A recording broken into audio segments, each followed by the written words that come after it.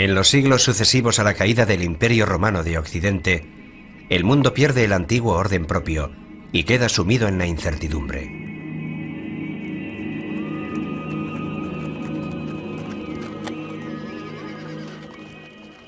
La fe religiosa se convierte en el único punto de estabilidad en este mundo tan inestable.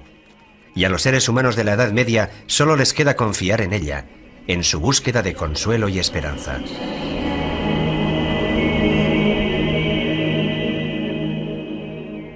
Todo comienza en el año 303, cuando el emperador Constantino legaliza el ejercicio de la fe cristiana y continúa con Teodosio el Grande, que la declara religión de Estado. Es un proceso que a partir de entonces permite a la Iglesia adquirir un papel fundamental en la historia política y cultural europea. Esta gran transformación del Imperio Romano se produce en la famosa fecha del 313, con el llamado Edicto de Milán, que no es sino la confirmación de un edicto anterior, según el cual el cristianismo, tras haber sido parcialmente perseguido por las élites, por algunas élites del Imperio Romano, con Constantino se convierte en la religión del imperio, es decir, pasa a ser una religión legalizada. El cristianismo se extiende a todo el mundo conocido, y poco a poco hasta los reyes y las poblaciones bárbaras se convierten a él.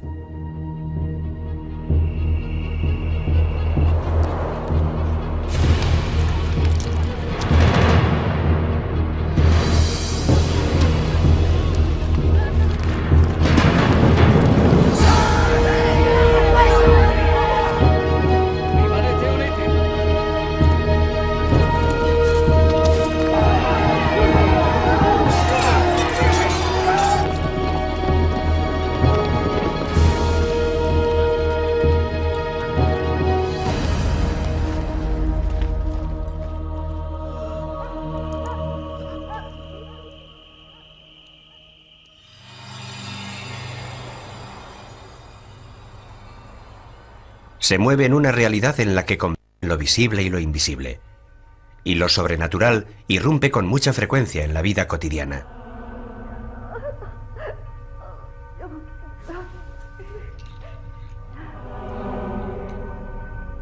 La magia se basa en el principio de que hay una relación concreta entre las cosas que se ven y las que no se ven. Que las cosas que no se ven están animadas por fuerzas espirituales y que existe la posibilidad de entrar en contacto con estas fuerzas. Y actuando sobre estas fuerzas se puede modificar la realidad. La fe impregna profundamente esta época, en la que el ser humano es criatura de Dios. La vida cotidiana, las relaciones con los demás, el conocimiento del mundo, el sentido del tiempo, el significado de la muerte, todo se mide según parámetros divinos.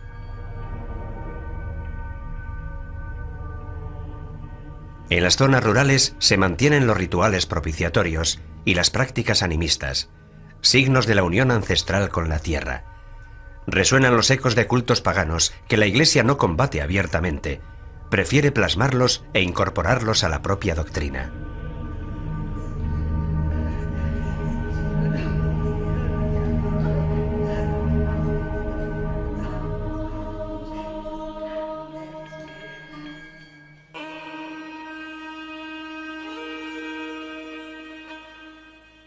En el siglo XII nacen las universidades, que se convierten en nuevos puntos de referencia culturales.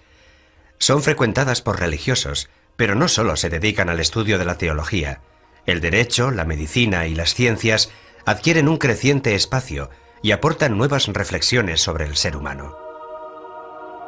Un ser humano errabundo, el medieval, que viaja por la tierra consciente de lo efímero de su existencia, comparada con la vida eterna que le espera en el más allá.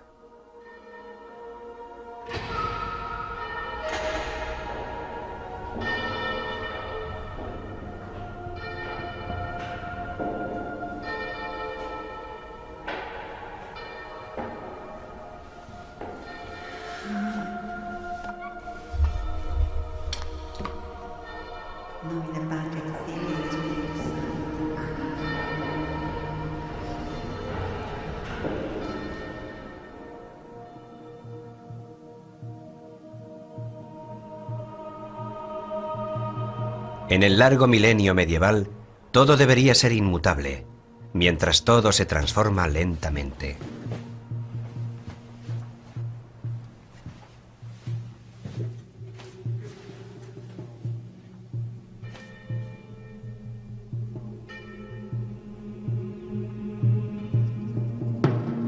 En un mundo turbulento que no ofrece puntos de referencia seguros, la respuesta a las crecientes exigencias espirituales del ser humano se encuentran en las formas de vida ascética y monástica, que ya estaban presentes y extendidas en Oriente a finales del tercer siglo.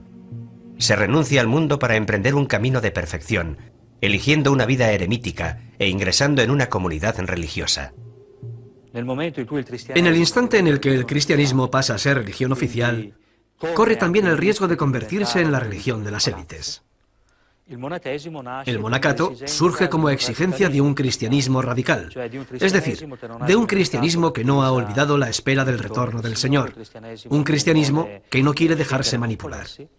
Es un cristianismo que encuentra su lugar geográfico en zonas desérticas, pero sobre todo encuentra su zona espiritual en la radicalidad. Un cristianismo que corre el riesgo, como de hecho lo ha corrido, de convertirse en la religión oficial del imperio, más allá de sus aspectos positivos.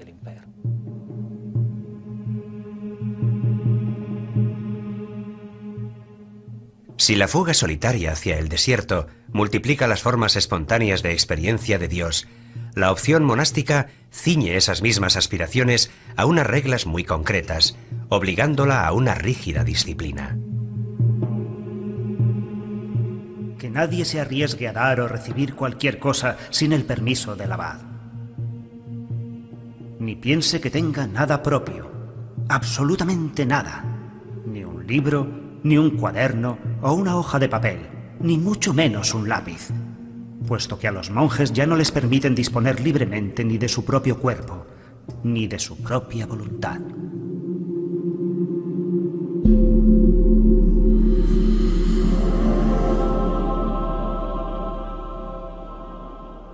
El monasterio se sitúa dentro de la realidad medieval como un mundo aparte, autónomo y autosuficiente, que puede permitirse ignorar la realidad que se desarrolla al otro lado de los muros.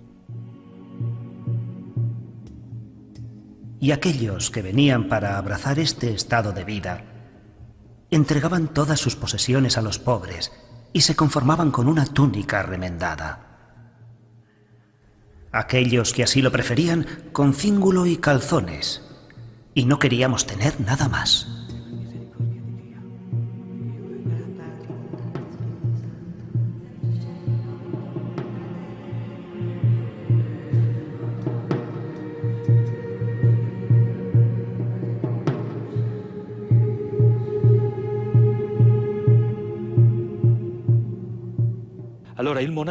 El monasterio es un intento de crear una pequeña comunidad cristiana completamente autónoma intramuros, donde se pueda ejercer, donde se pueda vivir plenamente la opción de vida cristiana. La regla más difundida es la formalizada por San Benito de Nursia en la primera mitad del siglo VI. Ora et labora. Junto a la oración también tiene cabida el trabajo, ya sea el trabajo manual que se desarrolla en la huerta del monasterio, o el intelectual, que se desarrolla en la biblioteca y en el scriptorium. La vida cotidiana y las tareas del monje quedan establecidas hasta el mínimo detalle en la Santa Regla: las oraciones, las lecturas, las comidas y el trabajo. Cuando hablamos de monaquismo, en Occidente el nombre que nos viene a la mente es el de Benito de Nursia. Benito de Nursia vive entre el 480 y el 546. Él también proviene de una familia noble, una familia importante en el ámbito romano de la época, de Nursia, para ser más exactos. Se ha formado en Roma, por lo que ha seguido el cursus, o formación que recibe todo hombre que tiene previsto meterse en política. Se decide por la vida monástica, primero en Subiaco, cerca de Roma, y posteriormente en el monasterio de Montecassino, en una serie de vivencias relatadas por el mismo San Gregorio Magno.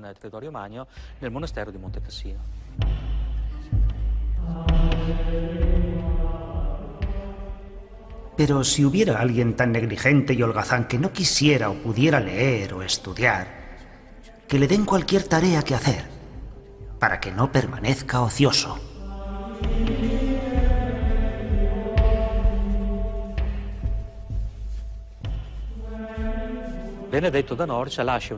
Benito de Nursia deja una regla que actualmente sabemos que no fue enteramente obra suya, sino más bien la reelaboración del estilo de vida en los monasterios de su tiempo, que se prolongará sucesivamente en la época carolingia. Por tanto, nos encontramos ya hacia el siglo IX. Esta pasará a ser prácticamente la regla con la que se identifica el monaquismo occidental, principalmente un monaquismo de tipo benedictino.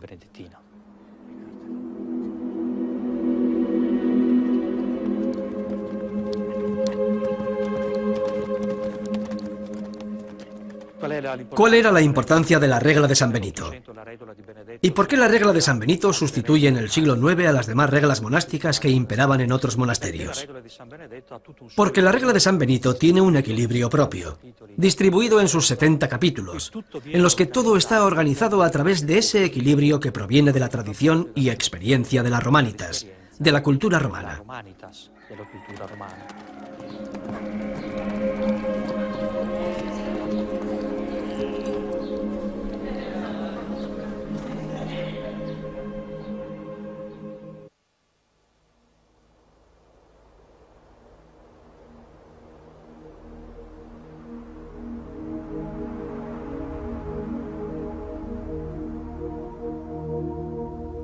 Mientras los monjes buscan su vida elitista de perfeccionamiento y huida de las cosas terrenales, la Iglesia institucional se reafirma ya desde el siglo V como sujeto político fundamental y como presencia firme y estable en el panorama cambiante de la Edad Media. El ordenamiento de la Iglesia, calcado de las estructuras administrativas romanas, también se mantiene tras la caída del Imperio Romano. La figura de referencia para las comunidades de fieles es el obispo.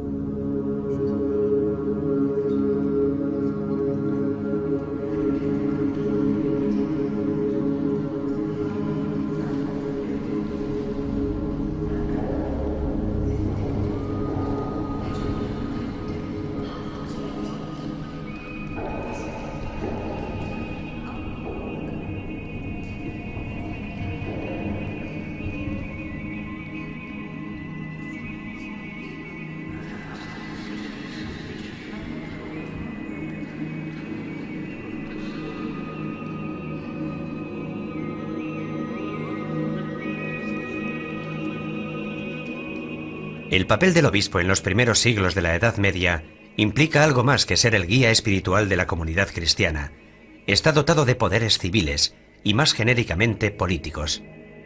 Duomo, que significa catedral, deriva del latín domus, la casa del obispo, también llamada catedral porque el obispo tiene una cátedra. Es decir, el obispo es el pastor, es el quien enseña la verdad a los cristianos que lo quieren escuchar. Este es el significado etimológico. Desempeña el papel de defensor de la población romana a través de acciones diplomáticas con los representantes de los pueblos invasores y proporciona ayudas concretas gracias al patrimonio eclesiástico acumulado en las décadas anteriores, patrimonio que gestiona con la ayuda de clérigos y personal laico. La diócesis es una parte del pueblo de Dios, encomendada a los cuidados pastorales del obispo, ayudado a su vez por su presbiterio, de modo que, en adhesión al propio pastor y por medio del Evangelio y la Santísima Eucaristía, unida en el Espíritu Santo, constituye una iglesia peculiar, en la que está presente y actúa la Iglesia de Cristo, una, santa, católica y apostólica. En una ciudad medieval resurgida, la catedral se convierte en epicentro de la vida religiosa, pero también en epicentro de un poder frecuentemente político. Recordemos que en la mayor parte de los casos, a menudo los obispos son también condes obispos o príncipes obispos, con todos los conflictos de investidura que ello conlleva, si son primero obispos y después condes, o primero condes y después obispos.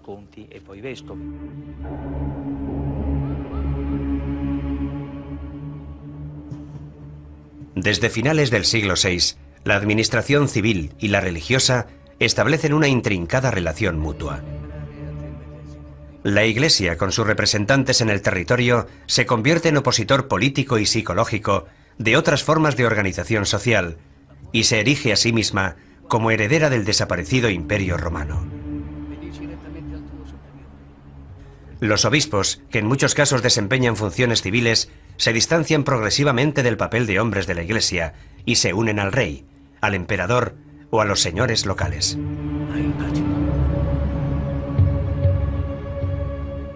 El privilegio de la inmunidad, que comprende la exención de tributos y el de sinecura, o lo que es igual, la exención del ejercicio de las funciones sacerdotales, son la expresión perfecta de una Iglesia adscrita al poder. La simonía, término que indica la compraventa de cargos públicos y la oferta de los servicios propios al mejor postor, se convierte en un fenómeno muy extendido.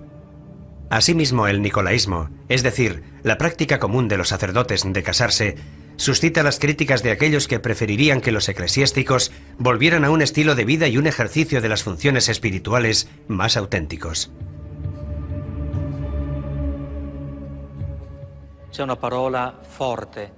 Este movimiento se caracteriza por la búsqueda del regreso a las formas de la Iglesia primitiva. Esto quiere decir que la consigna que impregna estos movimientos provocará su desencuentro con la Iglesia oficial, por lo que acabarán siendo declarados heréticos o no reconocidos. Es el regreso a las formas de la Iglesia primitiva. ¿Y cuál es la característica principal de la forma de la Iglesia primitiva? La de ser pobre. Gregorio VII es el Papa de la Reforma. Su Dictatus Papae del año 1075 pretende el retorno de la Iglesia a sus funciones de ejemplo y guía cristiana y reafirma la superioridad del sumo pontífice por encima de las demás autoridades terrenales. Tras las reformas gregorianas, el desencuentro es inevitable. La lucha entre el emperador Enrique IV y el Papa Gregorio VII por las investiduras de los obispos oculta otros problemas de índole más general, como quién es el verdadero heredero de Roma, qué figura puede aspirar a desempeñar un papel completamente universal y dónde están los límites entre el poder de la Iglesia y el poder del Estado. Es una pugna entre el poder espiritual y el poder temporal.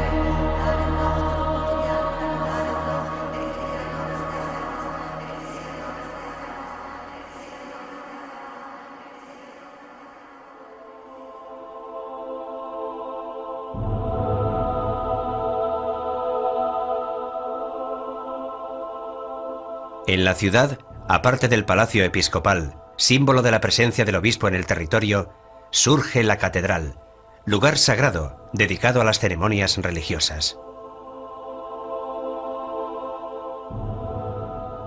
Desde la lejanía, con sus transeptos y sus torres, se asemeja a una poderosa nave que zarpa hacia un largo viaje. Toda la ciudad puede embarcar sin temor en sus robustos laterales. La catedral, como el campo o el bosque, tiene su ambiente, su aroma, su luz, sus claroscuros, sus sombras.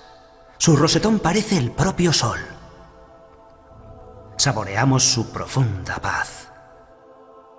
La catedral es la revelación total. El hombre, encerrado en una clase social, en un oficio, desperdigado, agotado por el trabajo cotidiano y por la vida, encuentra allí su sentido de la unidad natural. Encuentra allí el equilibrio y la armonía. La muchedumbre reunida en las grandes celebraciones se siente a sí misma como una unidad viviente. Los fieles son la humanidad. La catedral es el mundo. Y el Espíritu de Dios llena durante un tiempo al hombre y a la creación. Las iglesias siguen siendo lugares de reunión religiosa. Las iglesias se convierten en zonas de sepultura, sobre todo de las familias nobles. Son lugares donde la vida y la muerte, tiempo y eternidad, siguen entrecruzándose y entretejiendo una estabilidad mucho menos neurótica que la que vivimos nosotros en nuestros días. Ellos viven este entramado, este bosquejo del transcurso del tiempo, su significado y sus relaciones. Y todo esto sucede en un lugar con una profunda caracterización religiosa. Nosotros hemos perdido esta percepción. Tal vez uno de nuestros problemas hoy en día sea, cuando vienen los visitantes por interés o curiosidad turística, cómo lograr darles los códigos interpretativos sobre estas arquitecturas o sobre estas series de pinturas o esculturas que contemplan. Ya no son capaces de interpretarlos en el significado original del código, el que tenía inicialmente, porque han cambiado los modelos interpretativos.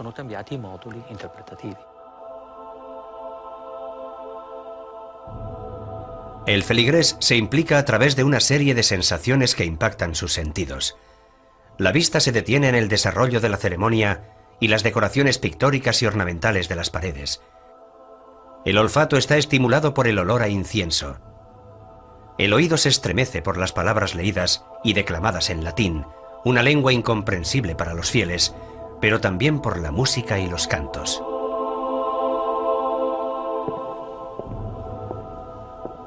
Todas estas sensaciones se superponen y se entremezclan, ofreciendo al participante la posibilidad de entrar en contacto con la otra realidad de lo divino, y provocando en él un sentimiento de temor frente al misterio y la fascinación por un poderío que a duras penas logra intuir.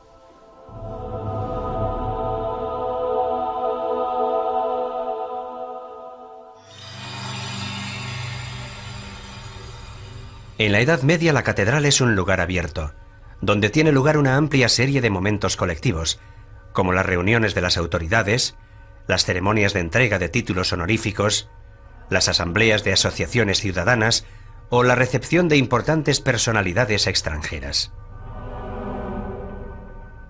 Fuera de la catedral se extienden espacios abiertos, a menudo los únicos de la ciudad medieval, atrapada en su maraña de callejuelas y angostas vías.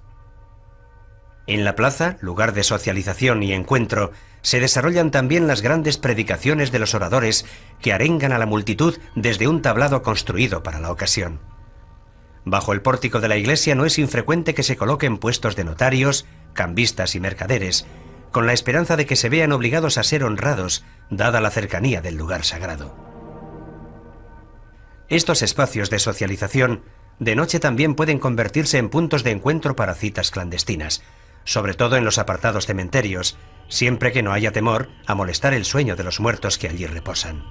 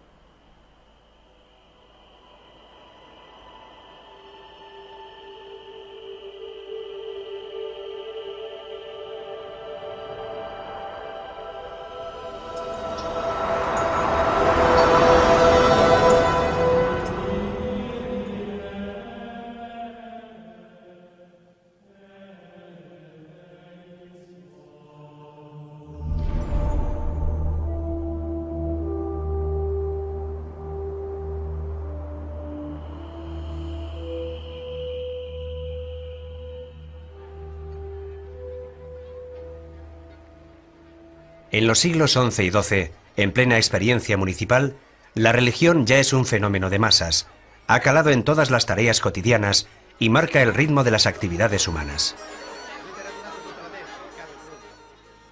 La Iglesia es la que determina los días festivos. En festividades como el Carnaval, en la que todo está permitido, se suspende el orden social normal y se da rienda suelta a los impulsos primordiales. Incluso los religiosos relajan sus costumbres y son inducidos a contravenir sus preceptos y saborear los placeres del pecado.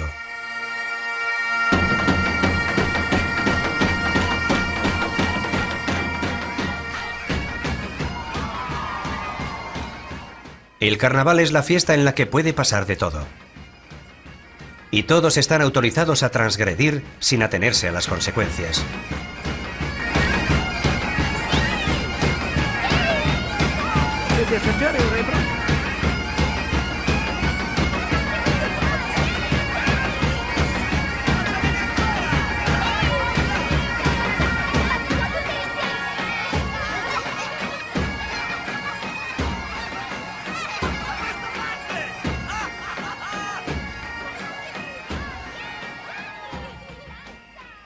Es el modo en el que la Iglesia y la sociedad ofrecen un espejismo de libertad a la plebe sometida.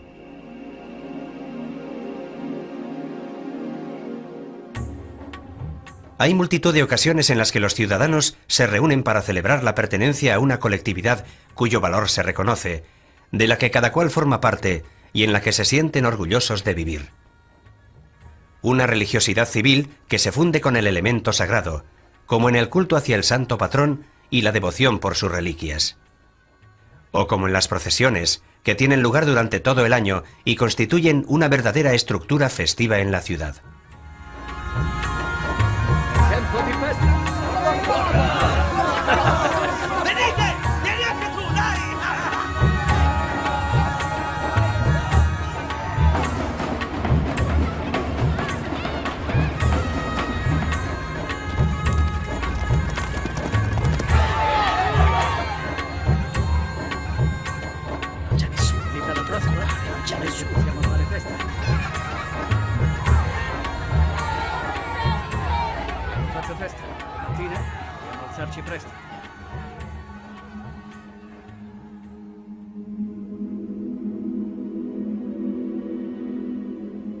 La transmisión de la cultura también se realiza a través de la óptica religiosa. Habrá que esperar a los últimos siglos de la Edad Media para la reafirmación de las escuelas laicas. En el siglo XII nacen las universidades, que se convierten en nuevos puntos de referencia culturales. Muy pronto cada universidad se hace famosa al destacar en una materia específica, como Salerno en medicina y París en teología y filosofía. La Universidad de Bolonia, la primera en ser reconocida oficialmente en Europa en 1158, muy pronto adquiere renombre por su facultad de Derecho. Y un grupo de estudiantes y catedráticos del Studium Bolognés, en conflicto con las autoridades ciudadanas, fundan una nueva sede universitaria en Padua, donde las escuelas laicas y eclesiásticas ya existentes animan una rica vida cultural. En la cultura medieval se pueden distinguir dos grandes corrientes que animan la universidad de la época. Está la corriente parisina, que es básicamente filosófica y teológica, y está la corriente que surge de Oxford, pero también de Padua. Padua es una filial de la Universidad de Bolonia, que era una universidad donde fundamentalmente se estudiaba Derecho. Pero llegados a un cierto punto, el derecho no es suficiente. Algunos profesores, algunos doctores de la Universidad de Bolonia se distancian y se van a Padua, a un ambiente que evidentemente era más tranquilo, más seguro y más libre, porque el ayuntamiento de Bolonia estaba sujeto, si bien indirectamente, al poder político del pontífice de Roma, mientras que el ayuntamiento de Padua se regía de una manera laica, por así decirlo. Aquí estudia Marsilio de Padua, antes de trasladarse a París a comienzos del siglo XIV. En París se convierte en catedrático y rector de la universidad. Tras haber vivido de cerca las experiencias políticas y municipales de la ciudad de Padua, Dentro del conflicto más amplio que enfrenta al Papa con el emperador, Marsilio recibe el Defensor Pacis, defensor de la paz, en 1324. En esta obra elabora una profunda reflexión sobre el estado y la naturaleza de la autoridad.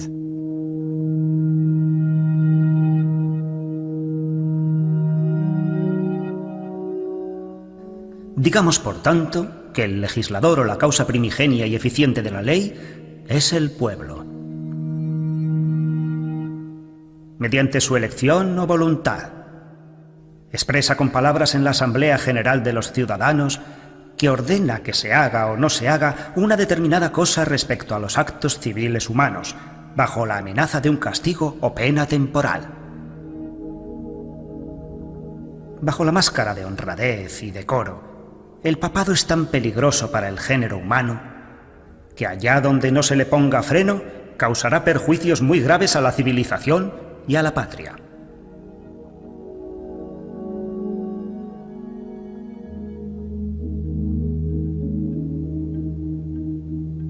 Las universidades se expanden por toda Europa e inmediatamente luchan por asegurarse una autonomía cultural y organizativa. Constituyen asambleas con cargos directivos y con poder de decisión, eligiendo al rector dentro de su cuerpo estudiantil. Enseguida estos centros de estudio atraen alumnos y profesores de toda Europa, lo que da testimonio de la gran movilidad de la época, pese a las dificultades y peligros de los viajes. Naturalmente, la lengua común es el latín. También surgen grupos de estudiantes universitarios pobres y vagabundos que van de universidad en universidad, aunque son más bien asiduos de tascas y tabernas, anticonformistas que cantan las bondades del vino, el juego y el amor, y que huyen de la encorsetada sociedad de la época.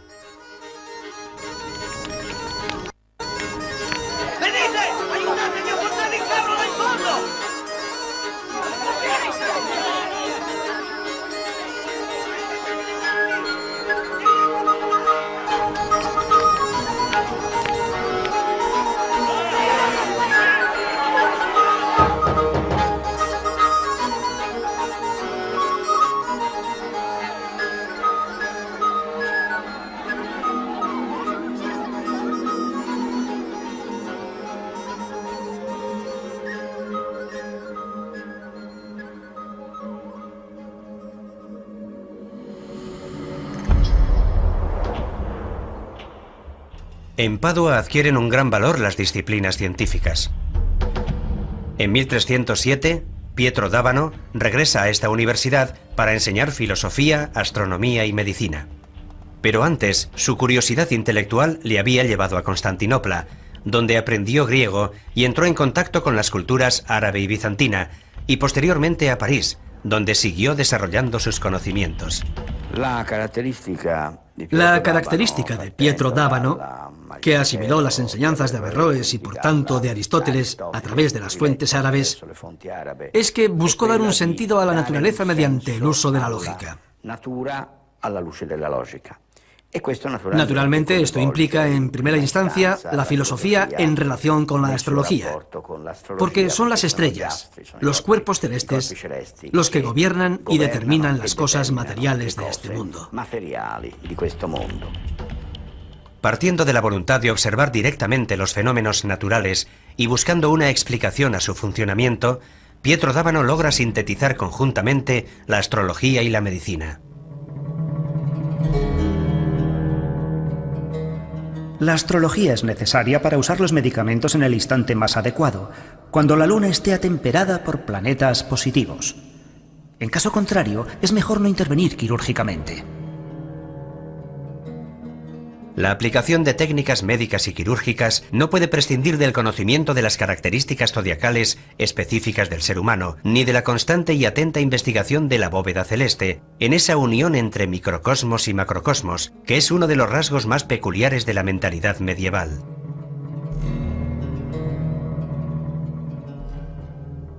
Si uno toma un purgante cuando la luna está en conjunción con Júpiter, su eficacia disminuirá. De igual modo, intervenir con instrumental quirúrgico en la zona enferma mientras la luna se encuentra en el signo del órgano enfermo es una cosa horrible. Pietro d'Abano non è affatto il solo. Pietro d'Abano no está solo. Toda la Europa de la época está entusiasmada ante los conocimientos importados a través del mundo árabe y judío, que aciertan de lleno en un problema extremadamente práctico y concreto en la realidad.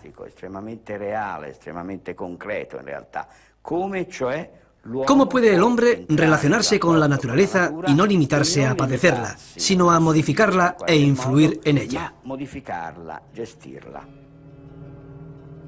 Pietro d'Abano adquiere mala fama con sus teorías. De hecho, la Inquisición lo acusa de herejía y nigromancia.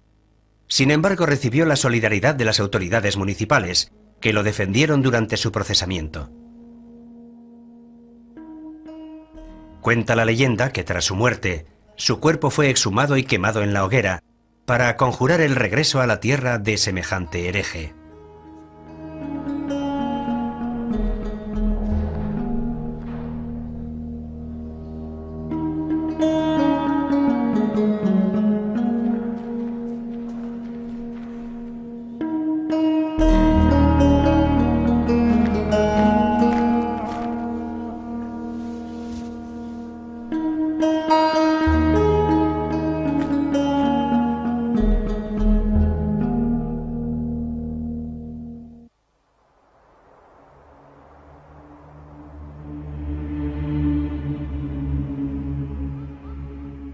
En el renacimiento intelectual del siglo XII, Occidente muestra una renovada atención por las prácticas astrológicas, consideradas como una síntesis entre ciencia y magia, y también por la astronomía, que junto con la alquimia alcanza un gran auge en Europa gracias al contacto con la cultura árabe, a pesar de los recelos de las autoridades religiosas, que ven en ellas una peligrosa afinidad con la magia.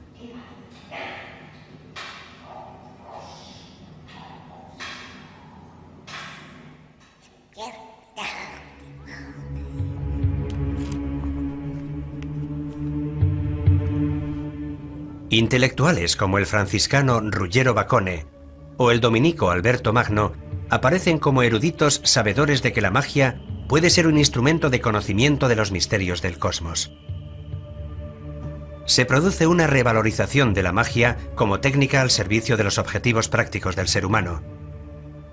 Es una tendencia cultural que distingue entre la magia buena y natural, la que busca descubrir los secretos de la propia naturaleza, y la magia negra, ceremonial y demoníaca.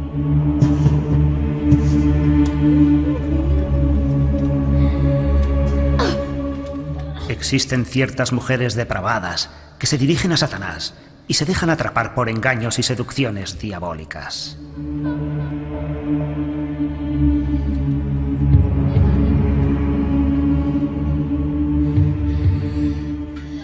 Creen y aseguran cabalgar por la noche a lomos de ciertas bestias en pos de Diana, diosa de los paganos, y en compañía de otras mujeres. Afirman que atraviesan amplios territorios, amparadas por el silencio de la noche, obedecen sus órdenes y algunas noches el diablo las llama a su servicio. La bruja es la mujer que elabora pociones mágicas, filtros de amor o venenos, y que se transforma en otras cosas. Se puede convertir en ave nocturna, puede matar a niños, incluso provoca abortos. Esta es la imagen general de las brujas. Las brujas, cuando eran procesadas por la Inquisición, siempre estaban acusadas de haber matado a niños, de haber robado su manteca para elaborar ungüentos milagrosos, ungüentos mágicos, y también de tomar parte en fiestas nocturnas, diabólicas, lo que nosotros conocemos como aquelarres, y de fornicar con el demonio. Las estructuras mentales paganas persisten agazapadas bajo una adhesión superficial a la nueva religión, en la que la adoración de los santos y sus reliquias mantiene una ancestral relación con lo sagrado, lo arcano, lo desconocido. Pero quiera el cielo que solo sean ellas las que hayan sucumbido a sus falsas creencias, y que no hayan arrastrado a otros muchos a la perdición de sus almas. Tanto es así que muchos se han dejado convencer por estos engaños, y creen que todo aquello es verdad. De este modo se alejan de la verdadera fe y cometen los errores de los paganos. y creen que aparte de nuestro único Dios, existen otros dioses o divinidades.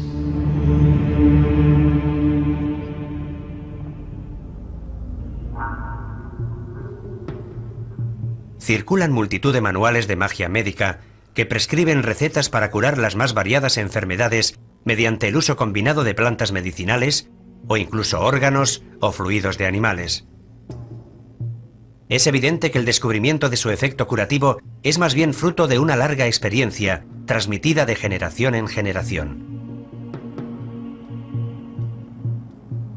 Cada cosa, cada ente, cada fuerza es casi una voz no comprendida, una palabra suspendida en el aire, donde cada palabra tiene innumerables ecos y resonancias, donde las estrellas se dirigen a nosotros y se dirigen entre ellas, y se miran y nos miran, y se escuchan y nos escuchan, donde todo el universo es una conversación inmensa, múltiple, diversa, ahora silenciosa, ahora ruidosa, ahora en claves secretas, ahora en un lenguaje abierto.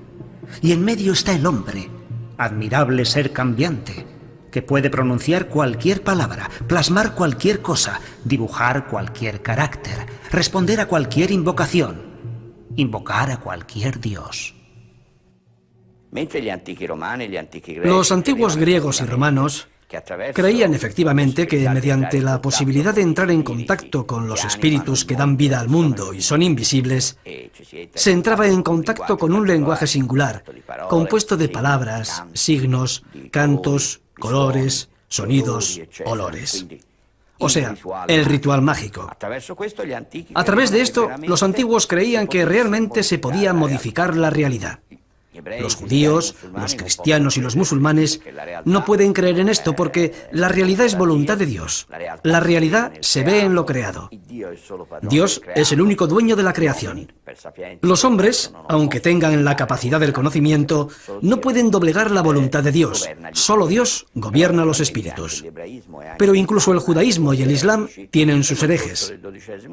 Y en el transcurso del siglo XII empiezan a circular rituales de origen judío o de origen musulmán que enseñan a dejarse guiar por los espíritus y a obtener lo que se desea dejándose llevar por los espíritus.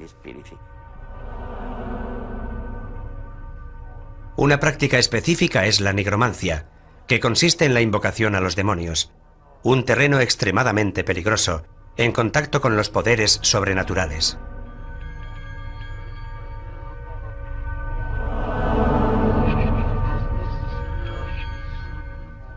La palabra es un elemento fundamental del ritual mágico. También las oraciones, las bendiciones, los conjuros o los sortilegios, donde también entran en danza personajes de las Sagradas Escrituras. En cambio, los exorcismos ocupan un lugar aparte.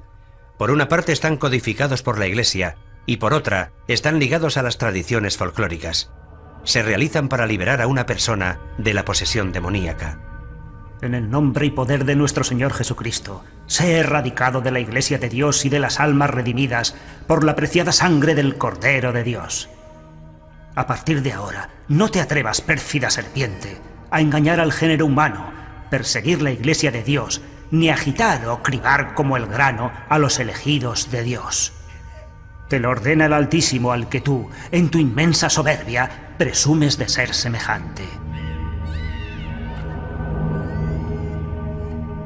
En el nombre y poder de nuestro Señor Jesucristo, te exorcizamos, espíritu inmundo, poder satánico, invasión del enemigo infernal, legión, reunión y secta diabólica.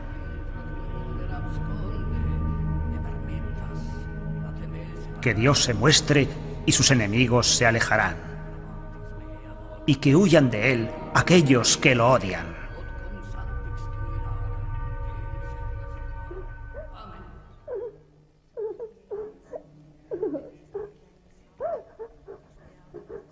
Así como el humo se desvanezcan ellos. Así como la cera se derrite al fuego, sucumban los pecadores a los ojos de Dios.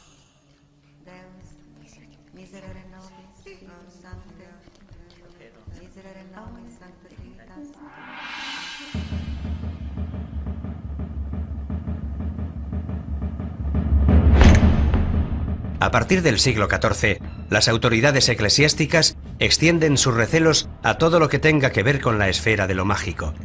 Se plantean nuevos problemas teológicos, como el del libre albedrío, allí donde el refinamiento de la astrología parece proponer una especie de determinismo cósmico al que el ser humano está sometido. Avanza la idea de que la magia tiene efectos reales y que todas sus diferentes prácticas están relacionadas con el diablo.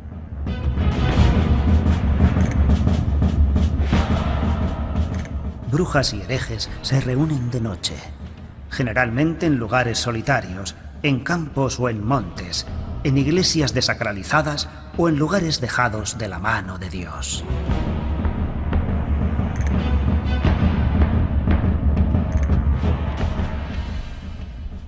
A partir de mediados del siglo XIII, la Inquisición o el juicio del hombre sustituye al juicio de Dios. Tras haber renunciado a la fe cristiana, profanado los sacramentos y rendido pleitesía al diablo, todo lugar frecuentado y bien iluminado se torna inhóspito para ellos. La Iglesia se defiende, y la Iglesia de aquella época está estrechamente ligada a la sociedad de aquella época. Hay una relación por la que la Iglesia también posee poderes civiles y sociales, y la sociedad de la época está muy unida a ella. Lo que para la Iglesia es una herejía, también puede ser un delito para la sociedad civil. Llegado el momento, la Iglesia se defiende instituyendo una serie de tribunales que de hecho serán los tribunales de la Inquisición. Al principio, estos tribunales, que solo deben decidir la heterodoxia o la ortodoxia de los acusados y nada más, están dirigidos por los obispos. Pero entregar a los obispos este poder, evidentemente implica aceptar que las diócesis se hagan con una importante autonomía. Este no es el proyecto de la Santa Sede, no es el proyecto de la sede romana. Es entonces, a partir de principios del siglo XIII, con el gran Inocencio III, cuando la Inquisición pasa de ser episcopal a ser pontificia. En 1278, más de 200 cuerpos arden en la arena de Verona. La noche se ilumina de repente con el fuego purificador.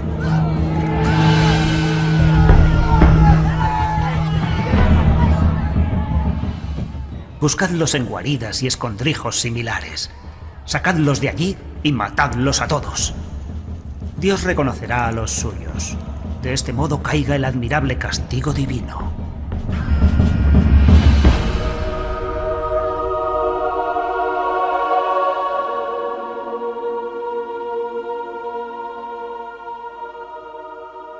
En un camino medieval, entre caravanas de mercaderes, grupos de soldados a caballo y campesinos, es posible divisar una figura solitaria que se desplaza a pie, vestida con sencillos ropajes, con escasas pertenencias. Le mueve el sentimiento de penitencia y devoción, pero también el deseo de ver y descubrir el mundo. Así es en el fondo el hombre de la Edad Media, que entre la fe y el deseo de conocimiento se pone en camino para atravesar las grandes transformaciones de su época.